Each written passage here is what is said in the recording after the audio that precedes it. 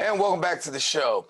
Sankofa is a social justice organization enlisting the support of today's most celebrated artists and influential individuals in collaboration with grassroots partners to elevate the voices of the disenfranchised and promote justice, peace, and equality.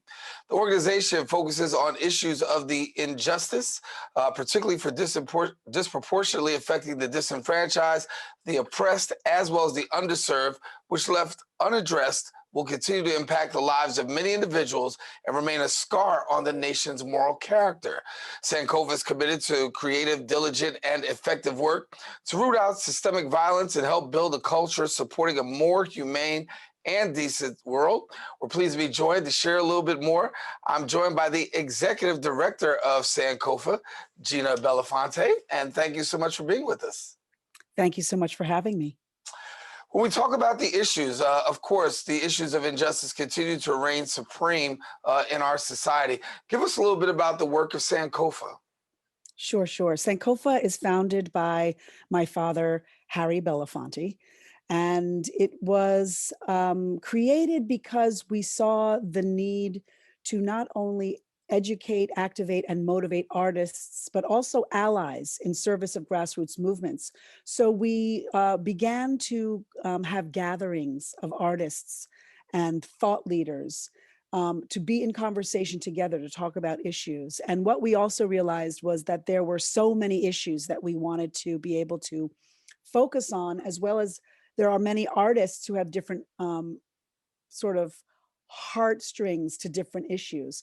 So we chose juvenile justice, mass incarceration, income disparity, immigration, and then we took on the overall banner of violence so that we could be first responders culturally to the issues of, let's say, war, domestic violence, eco-violence. And we use art and culture as a tool to educate folks, to shine a light on specific issues. We find that art really opens up the heart and is able to send messages of hope, reconciliation, healing, and also shine a light on very, very important systemic issues and problems in our communities. When we talk about the issue of injustice, it continues. We talk about criminal justice. That is a major issue, mass incarceration. Talk to us about your work and what you are finding in the area of injustice. Well, I mean, as many of us know by now, hopefully, most of the men and women behind bars are men and women of color. Our Black and brown brothers and sisters are far more likely to be arrested or shot by police than our non-melanin counterparts. And especially as it relates to juvenile justice issues, there's so many young people who find or have no hope. And then there's many who do and have no place to engage their interests, engage their imagination. And so we have been able to take programs and support programs into juvenile halls and into maximum security prisons. And Sankofa is a supporter of many programs that do that work and is also innovating around that work in partnership with other organizations. Right now, we're on the cutting edge of technology, working on a virtual reality project that will assist returning citizens who have been incarcerated and in the system for 20 years or more, who sometimes come home and they feel like they're on another planet. And so we're creating virtual reality experiences to bring inside prior to release so that our brothers and sisters have a better chance at acclimating back into life and into home life, to do the simple things like order food off a menu in a restaurant. When we go into some of our restaurants, all of the bathrooms are now automated. They flush for you, they wash your hands for you. A lot of our brothers and sisters don't know about that. They weren't around when those things were created. And so that's some of the work that we're doing there. We also, with an organization called Creative Acts, that is executive directed by Sabra Williams, there's a great juvenile justice program that we have around civic engagement and engaging young people and helping them to learn about their rights and voting rights.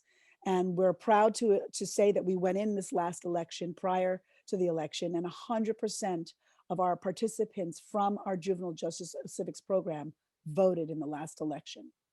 Yeah. What is the key for you that you're finding out when you talk about youth activism? Because I know for yourself, you got involved as a youth early, and I'm sure you had a great mentor in your father. But talk to us about that, the fact of engaging youth, because some people find this wall to get that engagement going forward. What have you found to be the secret sauce for you guys in terms of getting youth involved and engaged?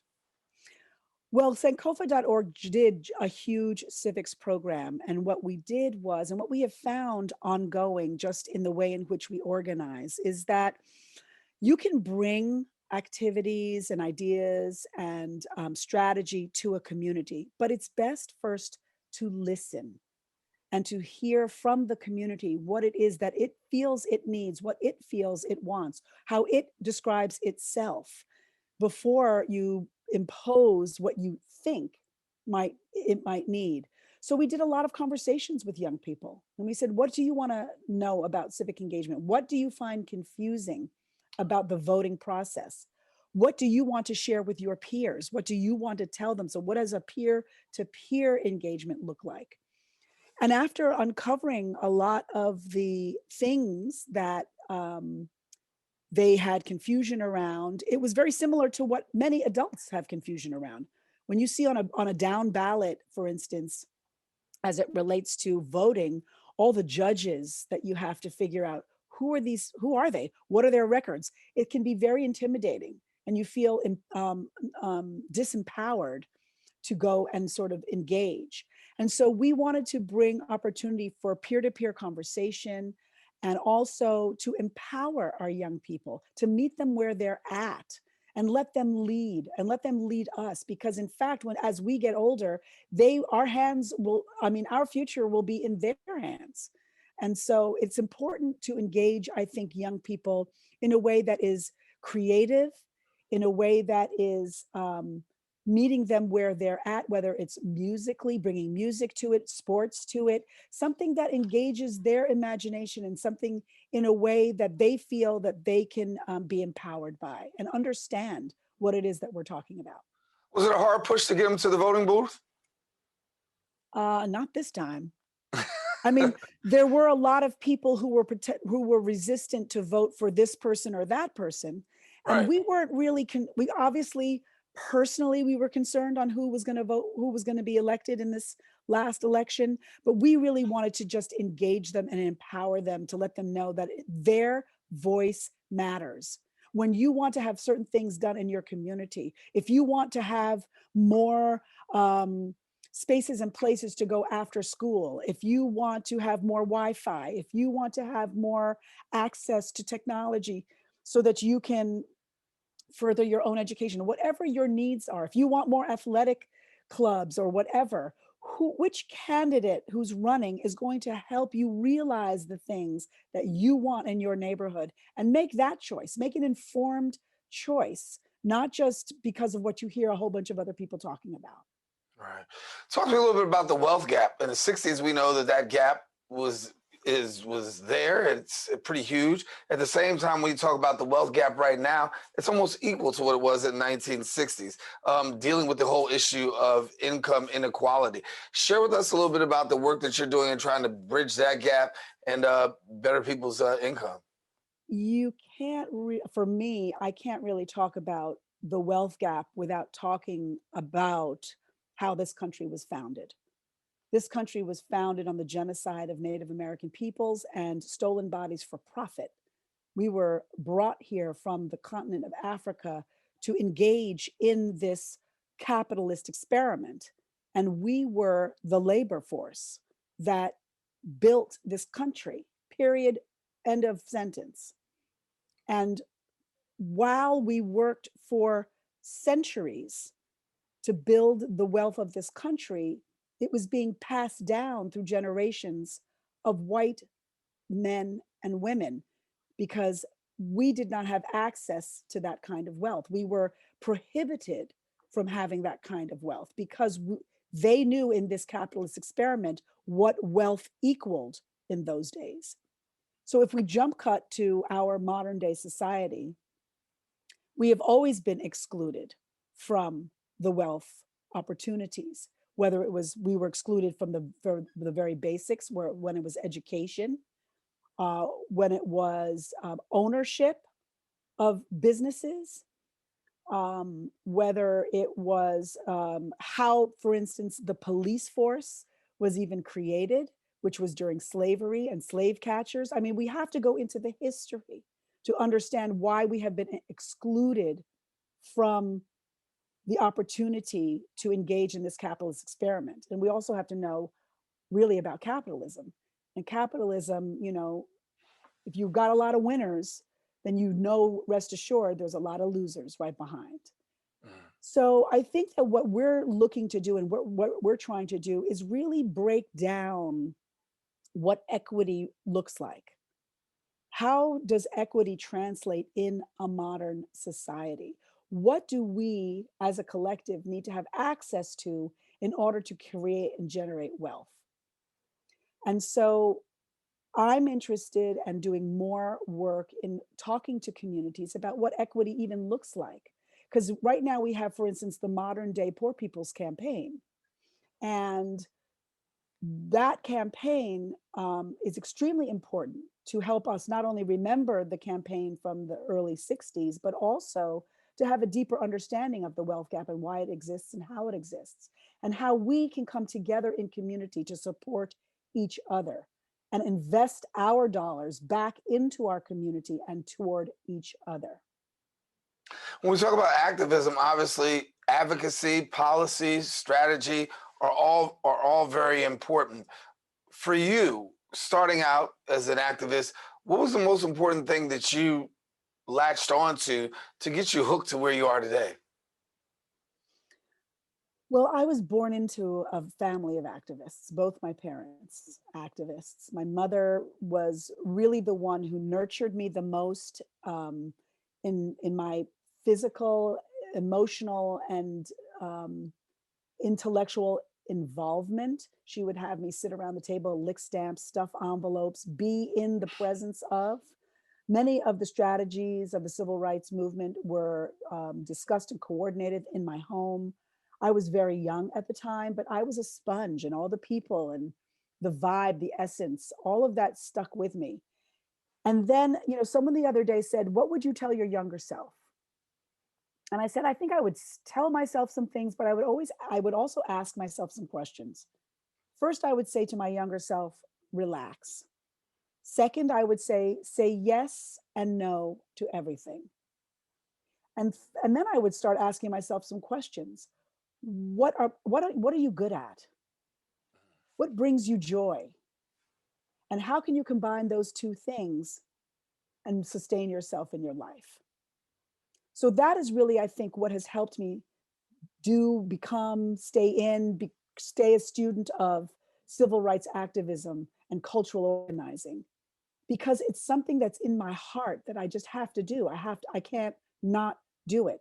Injustice is everywhere. And my grandmother told my father, if you go throughout a day without confronting the issues of injustice, then you have not really been of service and contributed.